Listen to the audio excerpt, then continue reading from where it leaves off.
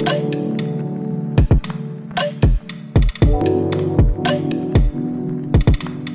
दोस्तों, मेरे channel एकेजे architect and interior में आपका बहुत बहुत स्वागत है। तो आज के इस वीडियो में हम बनाना सीखेंगे अपना घर का नक्शा, जिसका साइज है 15 बाई 50।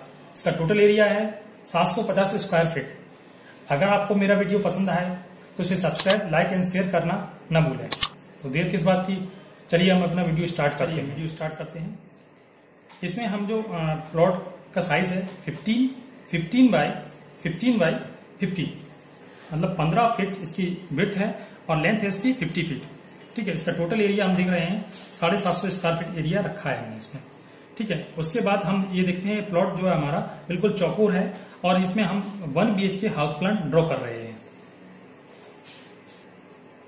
हाँ, इसमें हम देखते हैं हमने चारों तरफ की जो वॉल रखी है, ये हमने बिल्कुल चारों तरफ की वॉल हमने 4 इंची में रखी हुई है।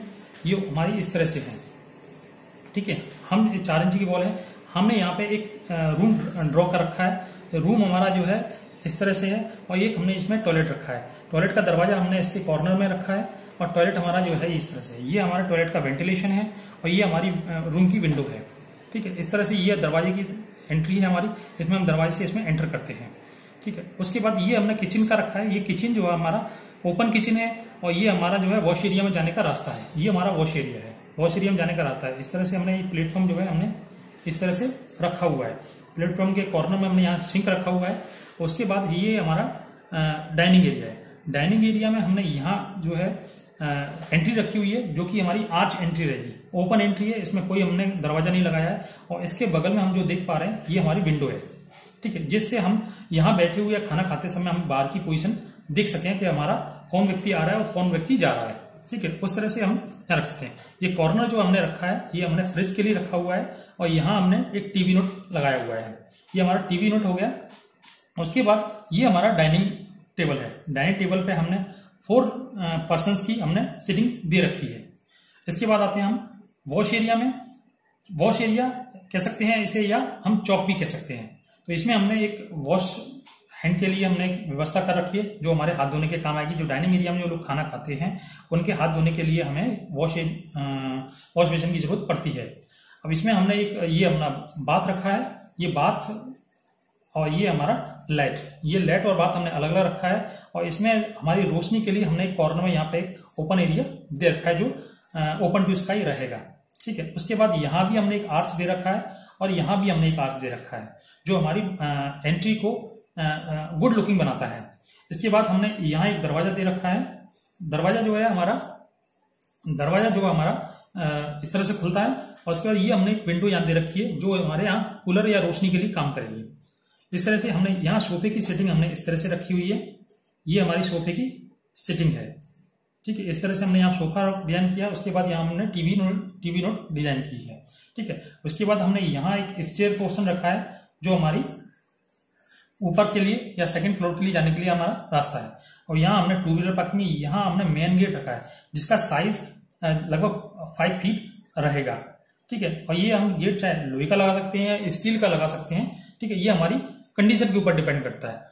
मैं आपको बेडरूम के बारे में बताना भूल गया था, तो मैं आपको फिर बताता हूँ कि यहाँ हमने टीवी नोट रखा हुआ है। ठीक है, और यहाँ हमने पलंग का सिस्टम रखा हुआ है। ये हमारा पलंग जो है 6 बाई 6 का पलंग रहेगा।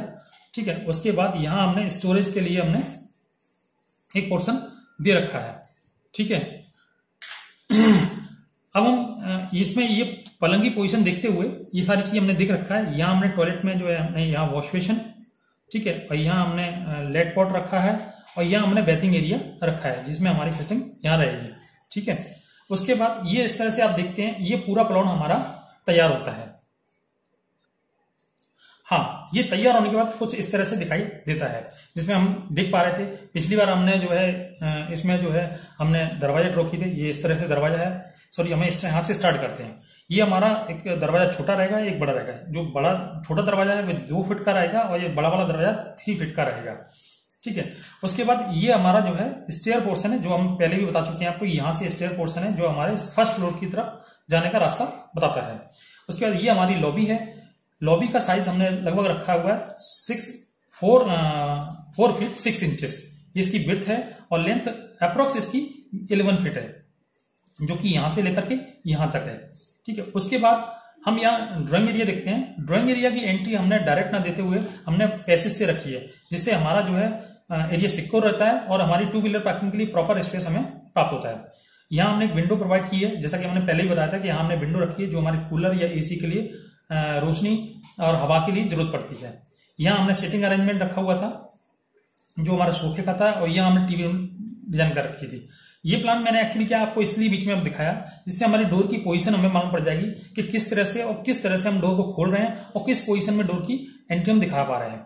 इस तरह से ये डॉटेड लाइन जो आप देख पा रहे हैं, ये डॉटेड लाइन हमारे शो करता है कि हमारा ये हिस्सा ऊपर से खुला हुआ है, ये क्रॉस एरिया। ठीक है, उसके बाद ये जो क्रॉस एरिया ये भी हमारे वेंटिलेशन को शो करता है, जो हमारा ओपन टू स्काई है, ये हमारा ओपन टू स्काई रहेगा, ओपन टू स्काई। ये भी हमारा ओपन टू स्काई रहेगा, ओपन टू स्काई। ठीक है, ये हमारा बाथरूम है, बाथरूम का गेट हमारा इस तरह से आएगा। ये ऑफसेट हमने यहाँ 4.5 इंच का रखा हुआ है। ठीक है, ये हमारा बेडरूम है, बेडरूम के रास्ता हमने यहाँ से दे रखा है। ये हमारा किचन है, किचन का टोटल जो एंट्री है वो हमारी ओपन एंट्री है और ये करीब करीब 5 फीट की रहेगी, यहाँ से लेके यहाँ तक। ये 2 फीट की एंट्री हमने वॉश एरिया में रखी हुई है। ठीक है, यहाँ हमने कूलर या एसी की व्यवस्था के लिए यहाँ पे हमने विंडो दे रखी है। ये जो आप देख पा रहे हैं ये एक्चुअली में विंडो ना होती हुई एक वेंटिलेशन है, जिसका साइज 1.5 फीट बाई मतलब 18 इंचेस बाई 36 इंचेस रहेगा।